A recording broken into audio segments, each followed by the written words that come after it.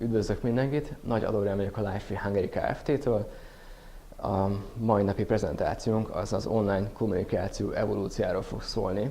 Igazából burkoltan annyit jelent, hogy az online kommunikáció hogyan valósul meg igazából, és mi az a motor, ami mögötte van, ami adja majd a tartalmat minden kedves mögésző internetszörfözőnknek. Akkor kezdjük is ebből a prezentációval. Az online kommunikáció evolúciója. Ezt igazából elrettentésképpen akartam feltenni már rögtön az első szlájdnál, ugyanis ez gondolom középiskolából sokoknak ismerős lehet. Ugye a kommunikációs modell egy adóval, egy vevővel és közötte a csatornával, ami persze kódolt, illetve zaj is van. Ez igazából a kiinduló pontja a mai prezentációnak. És ugye itt majd a csatornát, azt majd az online rész fogja adni. És ezt akkor kicsit vizsgáljuk is kicsit közelebbről, hogy hogyan indult ki, mi a története, honnan jutott el a mai állapotáig. Ugye egészen 60-as évekig megyünk vissza, 65-ben volt az első e-mail, amit elküldtek számítógépes hálózaton, majd 69-ben megalkották az ARPANET-et, ugye a számítógépes hálózatoknak a hálózatát, majd 73-ban ismét ilyen technológiai újdonság, hogy nem kábelesen, hanem szatelliten keresztül oldották meg a kapcsolatot.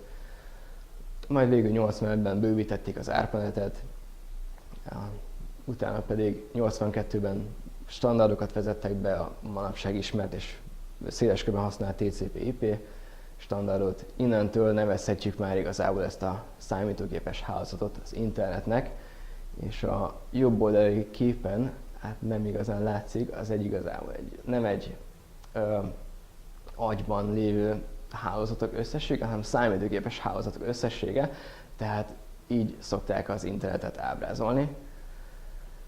Haladva a történelemmel tovább, 89-ben publikálták először, hogy World Wide Web, a világháló néven, majd végül 93 az egy két dolog miatt is fontos időpont, főleg nekünk magyaroknak, ugye akkor indult az első webszerver a BMN, illetőleg 93-ban mondták ki, hogy a világháló az mindenki számára ingyenesen és szabadon hozzáférhető. Tehát ingyenesen használható és szabadon hozzáférhető. Nos, az online információ cserében ugye háromféle elemet szoktunk így elkülöníteni, szokás elkülöníteni. Ugye a szöveges, hangalapú, audiovizuális. Az audiovizuális egy kifejezetten tökéletes példa a jelenlegi prezentáció is, ugye, hát önök, akik ugye most engem néznek, főként a világháló másik oldalán csücsülnek, miközben én egy teremben adom ezt az előadást. Úgyhogy ez igazából ilyen videó streamelésnek felfogható, tehát ez az audiovizuális információcsere. Ugye ezzel annyi gond lehet, hogyha ezt gondnak nevezhetjük, ugye van az egyirányú meg a kétirányú kommunikáció. Tehát jelen pillanatban én most csak előadom az információkat, átadom önöknek, és hát kérdezés szempontjából meg azért nem minden esetben van rá lehetőség. Illetőleg visszafelhaladva a listán, ugye a hang területén online telefonálás, vagy zenehallgatás, interneten keresztül, ugye podcasting, vagy hogy a szövegeseket is említsem, ugye az e-mail, már korábban említettem, a chat, ugye az nagyon felkapott volt egy időben, jelenleg is az. Illetőleg egy nagyobb, mélyebb témakör, ugye a weboldalon elhelyezett hír, blog, wiki oldalak, dokumentumok, ezeknek a szolgáltatás. Ugye információcsere, ezek is főként, ugye főleg a blogok azok egyoldalú, egyirányú információk, de akár egy fórumon, ahol már fórumozgatunk, azok ugye kétirányú kommunikációk. És a weboldalakat pontosabban még nem. Most azt nézzük, hogy az online kommunikáció részvevői hogyan is osztottak meg az elmúlt időszakokban.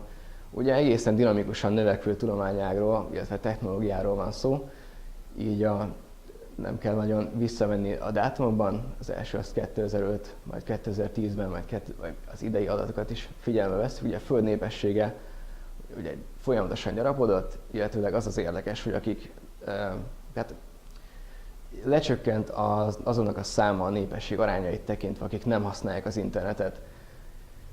És egyre többen kezdték el használni. Ugye rá lettünk néha így kényszerítve, mobiltelefonnal ugye állandóan csatlakozik az internetre, kapjuk az információt, miközben helyette csak telefonálgatunk, lájkolgatunk szépen, kommentelgetünk. Úgyhogy ez is eredményezte azt, hogy nagyon megnőtt az információ áramlás online útvonalon keresztül.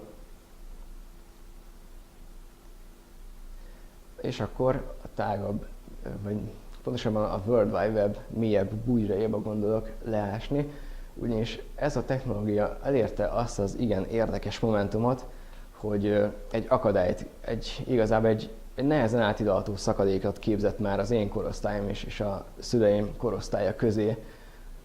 És nézzük meg, hogy tulajdonképpen mi is volt az, ami ezt létrehozta, és hogyan próbálják ezt az emberek kiküszöbölni. Ugye információcserére van szó, tehát tulajdonképpen mindenkinek részt kellene tudnia venni az információcserében. Hát rögtön két weboldal típust mutatok. Bal oldalt ez a nagyon feketével látható, ez igazából egy nagyon régi karakterisztikus böngésző. Ugye pusztán csak az információt közölte szövegesen, ahogy azt annak idején elvárták, illetőleg jobb oldalt már látható egy viszonylag újabb design, ami főként mobileszközökre lett optimalizálva. Ugye szinte mindenki zsebében már okostelefon van, ergo nem ilyen karakterisztikus szövegállományt szeretnénk látni, miközben valami után böngészünk az interneten, hanem egy sokkal kézreállóbb, testhez állóbb megoldásra vágyunk.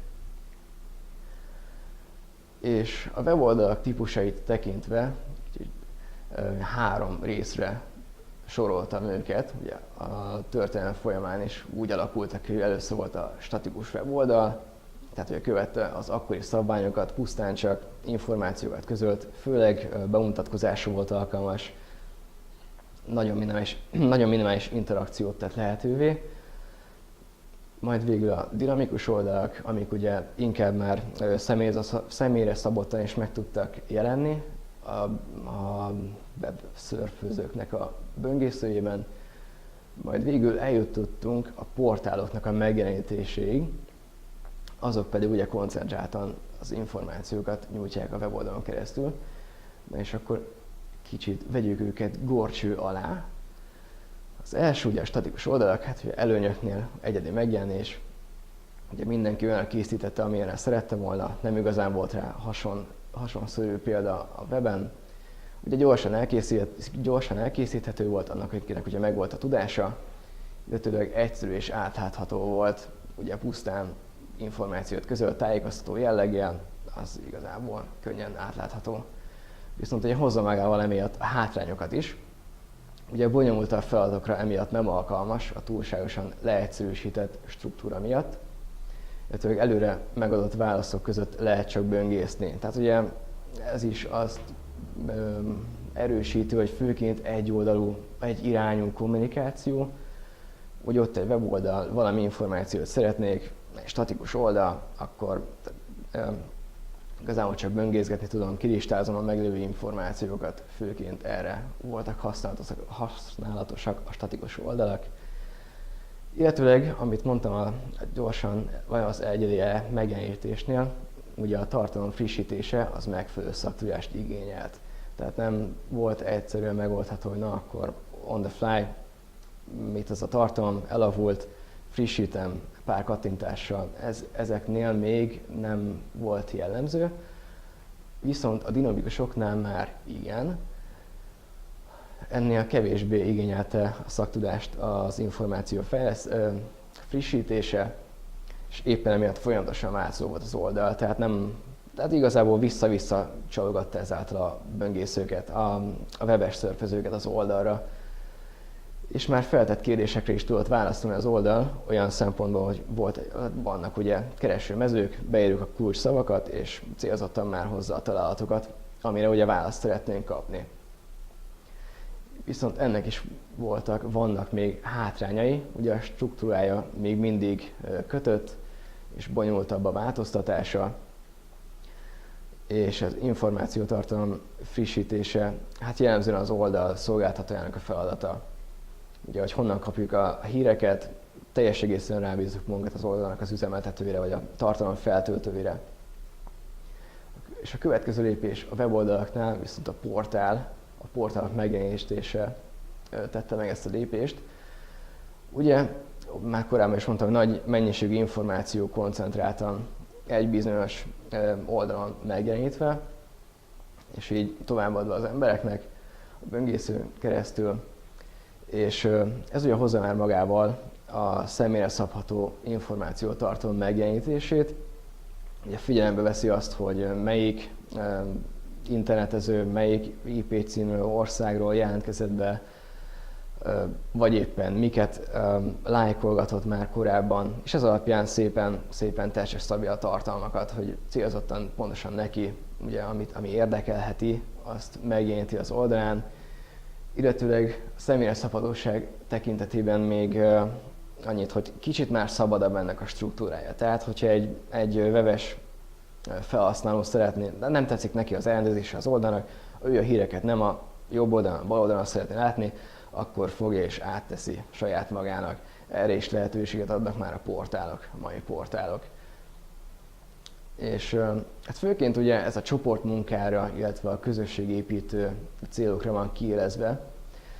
Tehát több felhasználó egyszerre be van jelentkezve, ugye sokan egyszerre dolgoznak egy adott cikken, dolgoznak egy dokumentumon, egy videón esetleg, és azoknak a munkáját segíti elő a portál. Illetve a közösségépítő olyan értelemben, hogy például, ha a Facebookot vesszük alapul, ott is mindenki megoszt különböző információkat, egymással lájkolgatják, és tehát igazából a felhasználók adják a tartalmat az oldalnak, és nem pedig kifejezetten a portálnak az üzemeltetői. Ez ami egy hatalmas különbség az előző kettőhöz képest. Természetesen a portálnak is vannak hátrányai, és ugye főként amiatt, mert egyszerre rengeteg látogató van az oldalon, ezért nyilván megnő a terheltsége, ezért lassabb lesz, vagy éppen több szervert be kell állítani alá. Hát ugye, hogyha van egy busz, arra is minél több ember felszáll, akkor annak is megnő ugye a fogyasztása annak a busznak, hogy A pontba elvigye az utasokat B pontba. És hát ugye ez magával vonzott az, hogy erőforrás igényes is egy portál. Nos, ha már a portálnál tartunk, akkor a Lifefy portálon gondoltam végigvezetni egy példán keresztül, hogy mik is azok a funkciók, amiket megvalósított a portál, mik azok a funkciók, amik a kommunikációt segítik két adott fél között, akár legyen az két internetszörföző, vagy pedig a szolgáltató, illetve egy böngésző emberke. Hát ugye a Lifefy portál az történetét tekintve 2000-2001 körül látott napvilágot. Először egy hobbi projekt volt, majd végül 2004-ben egy termékké nőtte ki magát, egyetlen egy ügyféllel még annak idején. Végül ugye egyre inkább több helyen használták, pont a könnyű installációja miatt, illetőleg amiatt is, mert nyílt forráskódú és Java alapú. Tehát akik ezt az irányt szerették volna képviselni a saját vállalatoknál, azoknak egy tökéletes megoldás jelentett. És az idő folyamán 2008-ra már elérte azt a szintet a Lifefy portál, hogy maga a Gartner Magic is felfigyelt rá, onnantól kezdve már jelzik, mint hát ugye a visionary között, tehát igazából felfigyelt rá a Gartner Magic, és hát azóta folyamatosan fejlődik. Ugye emiatt a kép is, hogy mögöttünk már nagy út van, előttünk viszont még mindig út van, tehát van hová fejlődnünk, és a Lifefy-nél egyébként ez egy alap elgondoltság, hogy a felhasználóknak a visszajelzései alapján, illetve a piacnak az igényei alapján fejleszti saját magát, úgyhogy néha dimbes-dombos, néha kanyargós az út, de azért halad előre. A teljesség igénye nélkül néhány ügyfélnek a logóját így kiraktam, hogy kik azok, akik bizalmukkal megtiszteltek bennünket és a Lifefy portált használták. Ugye egy-két magyar példát is említve, a bal felső sorban látszik a Fundamental lakáskassa, illetve picit alatta, jobbra lefelé, ott középtáján ott a Mavir-nak a logója. Ők is a Lifefake portált használják. És egy következő példa a BKK közút.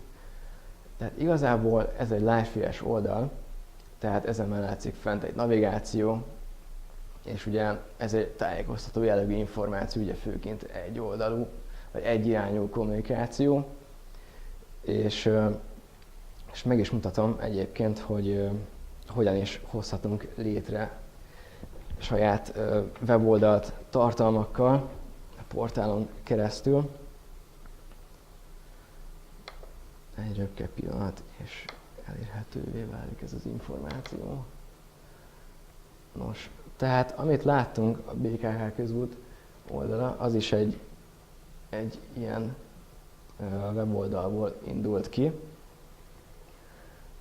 Nagyon szürke, nagyon általános, ugye ez az alap téma. És ugye a BKK közútnál láttuk, hogy rengeteg ilyen webes tartalom volt kint az oldalon, úgyhogy ezt be is mutatom, hogy hogyan kell létrehozni. Tehát már bejelentkeztünk a portálba. Igazából nagyon könnyen egy webes tartalmat hozzáadhatunk az oldalra. Ugye az idők alatt egyre nagyobb igény merült fel arra, hogy ugye rendben van, hogy információkat érhetünk az interneten keresztül, viszont ugye a technológia fejlődésével, a társadalom fejlődésével is igen nagyobb mértékben került elő az a kívánalom az mindenki számára, hogy könnyen használható, könnyen elérhető és könnyen használható legyen. Úgyhogy erre is törekszünk, hogy ez minél könnyebb legyen mindenki számára. Ugye igazából egyetlen egy kattintással létre lehet hozni egy ilyen szöveges tartalmat. Kicsit pörgeti a gép. Én most saját gépen vagyok, úgyhogy amiatt kicsit lassan fog menni a betöltése. De remélem, hogy pillanatok alatt megoldódik ez a probléma. Itt igen. Na, hát ugye ez már a dinamikus weboldalaknak is része lehetett, egy saját szöveges szerkesztő. Ugye egy nagyon minimális tartalommal, egy kattintással akár publikálhatjuk is a netre. Hát csak valami nem sikerült. Na.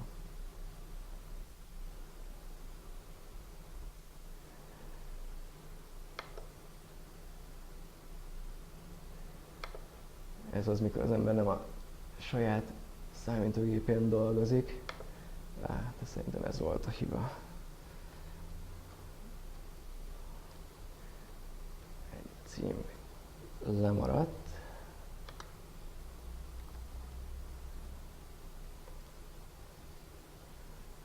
Na de most... Igen, meg is jelent. Láthatjuk, azért volt akadály, de kellő odafigyeléssel meg lehet oldani, hogy ezek a problémák kiküszöbölhetőek legyenek. Ugye ez nagyon általános példa volt arra, hogy a ügyfeleink hogyan is valósították meg az információ nyilvánosságra bocsátását a weboldalaikon, és hát ez ugye magával mozott olyan forradalmi újításokat, hogy folyamatosan frissíthető legyen, illetve a korábbi tartalom az ismét elérhetővé váljon. Hát ugye arra is adtunk megoldást, úgyhogy következő verziószámmal is el lehet menteni újabb tartalmat. Itt is frissítem a tartalmát, és most már elég minden webes szörföző, aki erre az oldalra téved, látni fogja a frissített tartalmat. Ugye ez nagyon egyszerű a böngésző, tehát a felhasználóknak is nagyon egyszerű, az adminisztrátoroknak is. Illetőleg, hogyha több nyelvű közönséget szeretnénk kiszolgálni, akkor adhatunk meg újabb fordításokat is például. Mondjuk legyen egy holland.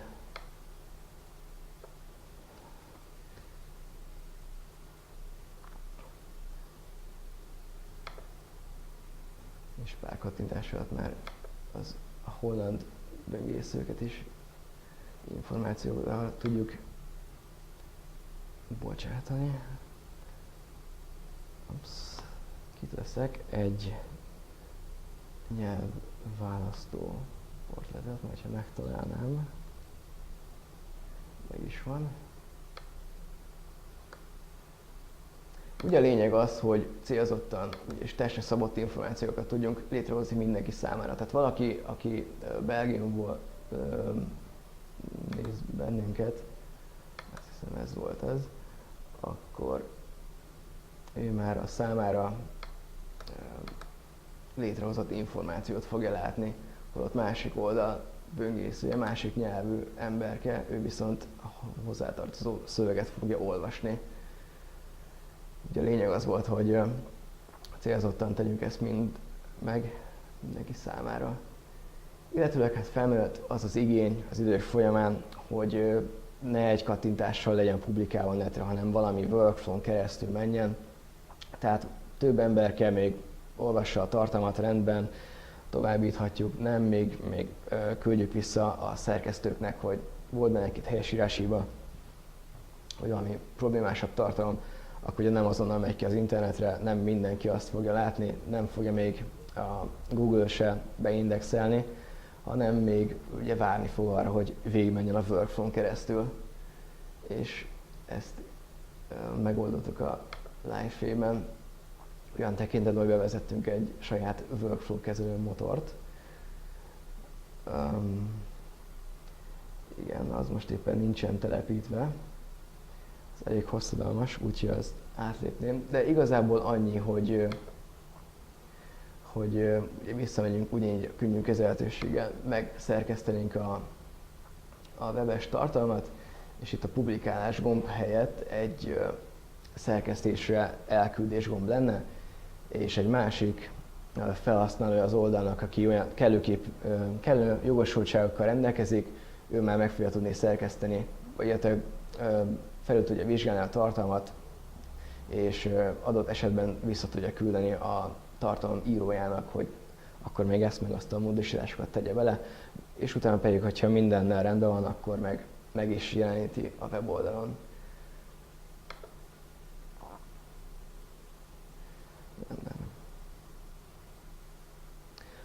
Akkor a következő, próbálom ezt az ablakot ismét eltüntetni. Igen, a következő dián pedig egy másik ügyfelünknek az oldalát láthatjuk. Ugye ő már a dokumentumokat is kezeli az oldal segítségével. Ugye hát ez egy nagyon ősi dolog a számítógépes hálózatoknál. Ugye mielőtt az e-mailt elküldhette volna bárki is, azelőtt, hogy a hálózaton a fájlokat meg tudta osztani egymással. Tehát az online kommunikációnak szinte a nulladik lépése volt a fájloknak a megosztása. És hát természetesen azt is már sokkal könnyebben kezelhető formában csomagoltuk idők folyamán. És van még egy másik példa, ez pedig a Szezám utca. Ők is a Live-t használják, és ők viszont nagyon sok interaktív fájlt tettek ki az oldalukra. És tehát nekik, főként a gyerekek voltak a célközönsége, ezért nekik egy interaktív oldalt készítettek. Ez ugye mindenféle interaktív fájloknak a kirakását jelentette a weboldalakra. És a jobb alsó sorokban van még egy kép, az nem véletlenül van ott, ugyanis lehet szinkronizálni a fájlokat egy Live FreeSync nevű termékkel, és akár még a mobiltelefonon keresztül is. Tehát annyi, hogy van ugye a szerver, van ugye a hozzáférésünk, belépünk az oldalra, és akkor össze tudjuk szinkronizálni a mobil alkalmazásunkat, hogy leszedje a fájlokat szépen a kezünkben lévő alkalmazásra. És ezáltal nem kell mindig a 4 számítógép előtt ülni, és ott pötyögni, dolgozni rajta, ha csak tényleg egy-két fájra voltunk kíváncsiak, hanem szinkronizáljuk is ott a mobiltelefonunkba is. Ugye ez azért valamennyire áldás és átok is, tehát azért igencsak hozzá lehet szokni ahhoz, főleg, hogyha az ember ilyet használ ugye munkakörülmények között is, tehát munkájában is, akkor ugye este még nem csak az e-maileket nézi meg, hanem még a fájlokat is megnézi, na akkor minden stimmelte, úgyhogy van ennek is hátránya, de inkább az előnyös oldal miatt volt fontos mindenki számára. A következő példánk soron az pedig ez a Team Beachbody oldala. Ugye ez az előzőekben azt láttuk, hogy főként egy kész információt nyújtottunk mindenki számára, ugye legfeljebb kereshetünk benne, de ez igazából általános jellegű információ volt, akár dokumentumok, akár néhány egyéb cikk, amit készítettünk az oldalra, viszont ez a csoportmunka és közösségépítés már a Team Beachbody oldalán inkább megmutatkozik. Ugye, mint látjuk az alján, van egy fórum benne, ahol egymást kérdezgetik, egymásnak válaszolgatnak az oldal felhasználói. Ugye testépítő oldal, úgyhogy olyan kérések vannak benne, hogy milyen szereket érdemes használni, hogy minél hamarabb. Ugye optimalizálják a izom felvételét, illetve súlyt adjanak le. És itt a tartalom ugye már igazából nem a tartalom szolgáltatóján múlik, hanem tényleg a felhasználók teszik mindezt közzé egymással. Úgyhogy ők erre használják ezt az oldalt. Erre még tudok egy példát mutatni. Ezen a kis böngészőn keresztül. Tehát ugye eddig láttuk a cikkeket, hogy hogyan hozzuk létre, de kicsit interaktívabb megoldások is vannak. Mondjuk létrehozok egy új oldalt, hogy logikailag elkülönültebb legyen. És ugye nézzük először a fórum alkalmazásokat. Ugye gondolom mindenki használt már fórumot, úgyhogy annyira nem lesz nagy újdonság, de ugye a lényeg az, hogy annyira testre szabott és könnyen kirakható alkalmazásról van szó, könnyen bekonfigurálható is, hogy igazából emiatt megéri bemutatni. Hát, hogy egy-két kattintással adhatunk létre egy kategóriát. Leírásos nem adok hozzá. Mentés. Tehát ténylegesebb, tehát nem igényel olyan túl nagy szaktudást, egy mezei felhasználó és bármikor létre tud hozni egy bejegyzést, egy fórumot tud rá válaszolni. Hát igazából pont ez volt a lényeg, hogy mindenki könnyen tudja ezeket használni. Akkor indítsuk benne egy új threadet. Mondjuk legyen például az, hogy fogyás. Ha már úgyis itt tartunk. És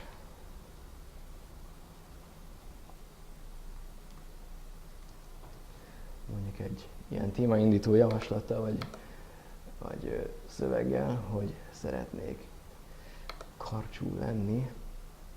Ugye néhány kattintása megvan, egészen könnyedén már meg is jelent az oldalon.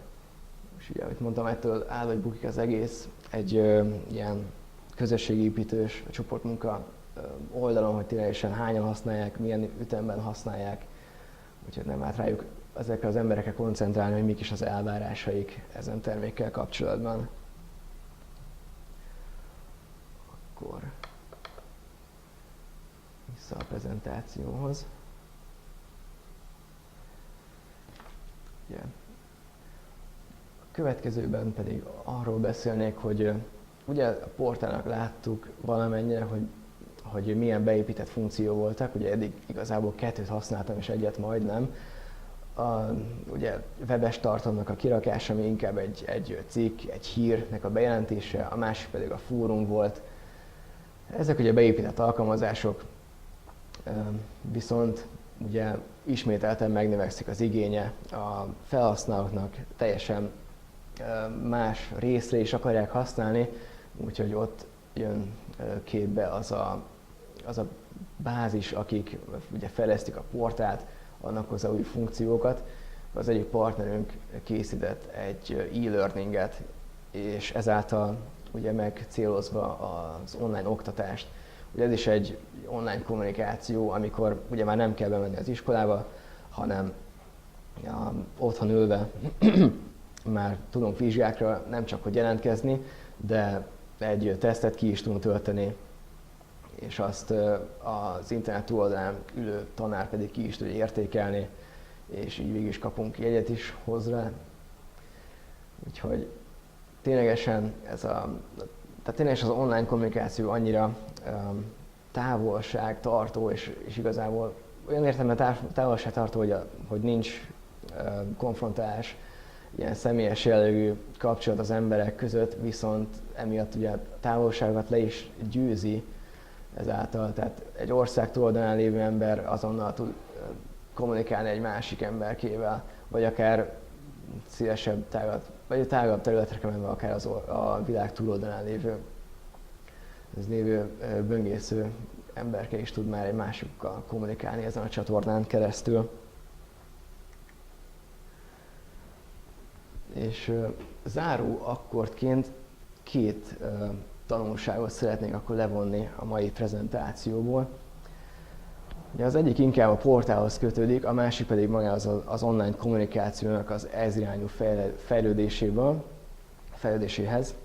Ugye a legelső példám az egy afrikai faluban volt. Ugye volt egy segélyszervezet, akik ugye meg akarták könnyíteni az ottani embereknek az életét, akiknek naponta ugye több kilométert kellett gyalogolniuk a vízforrásokhoz, ezért összegyűjtötték a pénzt, vitték a technológiát, és vezetéken már kiépítették a csatornahálózatot, és vezetéken eljutották hozzájuk a vizet.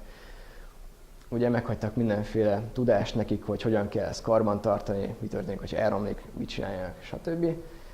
És ugye ott hagyták őket, hogy működik, rendben, mindenki rászokott, hozzászokott a kedvező körülményekhez. Viszont egy év múlva visszajött ugyanez az önkéntesekből álló csapat, és megnézték, hogy na akkor hogyan és miképpen hatott ez rájuk az ő életükre, mennyivel lett egyszerűbb, vagy nehezebb, vagy milyen problémákat vetett fel. És ugye azt látták, hogy az emberek ismételten nagy kannákkal, ugye a nők, a vízhordó nők, hatalmas kannákkal járták a több kilométerre lévő kúthoz ismét vízért. Minden nap ez volt ugye a programjuk, és nem értették, hogy miért. Hát ugye mondták aztán az ottani falu lakosai, hogy hát ugye tönkrement a kút, eldugult benne a szűrője. És hát ugye nem értették az önkéntesek, hogy ebben minden tudást ott hagytak, minden eszközt ott hagytak, tehát akár ők is ki tudták volna cserélni ezt a szűrőt. És ők megtették nekik, és ők kérdezték végül, hogy miért nem tették meg. És erre azt a választ kapták, hogy a kutat ugye ti adtátok nekünk, elvileg nektek is kell karbantartani, javítani. Úgyhogy ezen nagyon meglepődtek. És azt a párhuzamot szeretném levonni a portállal kapcsolatban, hogy mi is adunk egy úgynevezett vezetékes hálózatot az ügyfeleinknek, és hát ugye az is elromolhat, vagy újabb igények merülhetnek fel, viszont ugye a tudás az adott mellé, hogy open source termék, látszik a forráskódja, aki fejlesztő, aki dolgozik ezen nap, mint nap, az ki tudja javítani, le is tudja fejleszteni az új alkalmazásokat. És mivel az egész portálnak milyen közösségépítő szerepe van, tehát a közösségnek készül a közösség által, vagy a közösség bevonásával, ezért hát, hogy ösztönözzük mi is az embereket, hogy ha egyszer kijavítottunk benne valamit, ha egyszer lefejlesztettünk hozzá valamit, akkor azt akár tegyük elérhetővé is. Ugye ez vannak különböző eszközeink. Az egyik az egy ilyen bejelentő portál, amin keresztül a javításokat lehet közölni, vagy pedig egy marketplace, egy piactér alkalmazásunk, ahol viszont már a kész meglévő új funkciókat lehet feltölteni és mindenkinek elérhetővé tenni. És az online kommunikációhoz kapcsolódóan egy olyan elgondolkodható témát szeretnék most kivesézni, hogy ugye látjuk a képet, ugye két ember megy ebben a kis alagútban, és ki lehet vajon a második ember? Ki az, aki az első valószínűleg hölgy mögött ugye Bagdad. Nagyon ki lehet ő. És igazából ő az ember, aki mindent tud az előtte levő emberkéről. Ugye, hogy éppen milyen ruhát vett föl, hogyan öltözködött, honnan vette a ruháját, mit evett reggelire, esetleg hol reggelizett, hol van most jelen pillanatban, ugye Foursquare, úgy láttam, hogy ez egész felkapott lett mostanában, becsekolgatunk, hogy itt vagyunk, illetve megnézte esetleg, hogy mi volt a legkedvezőbb útvonal, amin eljuthatott az az emberke ide. És hát mindezt az információt azért tudja ő, vagy azért áll neki rendelkezésére, mert ezt mi magunk közöljük saját magunkról. Ugye Facebookon osztunk meg cikkeket, lájkolgatunk, hát ratinget, tehát szavazunk, amelyeket nem baj, tehát nyugodtan, hajrá. Csak ugye valamennyire vigyázni kell, hogy valakik ezt az információt meg is kapják, és azért valamennyire fel lehet ezt használni, hát ilyen visszaéléses részekre, de a tanulság igazából annyi lenne, hogy ugye mi, mint vállalatok, akik létrehozzuk ezt a kommunikációs csatornát, amin keresztül felosztanak, megosztatnak szinte bármi nemű információt saját magukról, akár személyeset, akár munkával kapcsolatosat, ugye mindazt az információt általában mi mint cégek fogjuk eltárolni, ezért ugye egyrésztről meg kell őket védeni, másrésztről viszont, ha természetesen nem erre a visszaéléses útirányra éreződik ki a cégünknek a profilja, akkor viszont ugye ezt az információ nagyon gazdag és fel lehet használni ugye a személyre szabott tartalmaknál. Ugye itt volt, hogy ezen az útvonalon haladtunk, hogy autót választottam ki mellé, vagy azon keresztül jöttem, úgyhogy valószínűleg már érdekelni fog legközelebb is az útvonal, amikor jövök. Úgyhogy ha van bármi nevű cikk, akár a BKK közúton, hogy valami most történt, valami baleset vagy esetleg útfelújítás, akkor azt nekem már elképzelhető, a weboldalára ki fogja írni, hogyha van ilyen alkalmazás, hogy akkor ezt útvonalat inkább kerüljem el, mert kicsit most rizikósabb lett. És erre amiatt akartam kitérni, mert ugye ez a social media használata az elmúlt évben igencsak megugrott. Úgyhogy emiatt gondoltam, hogy egy mélyebb elgondolkodtató tartalommal zárjam le a prezentációt. És hát köszönöm szépen a figyelmet, ha van bármilyen kérdés, akkor nyugodtan tegyék fel nekem.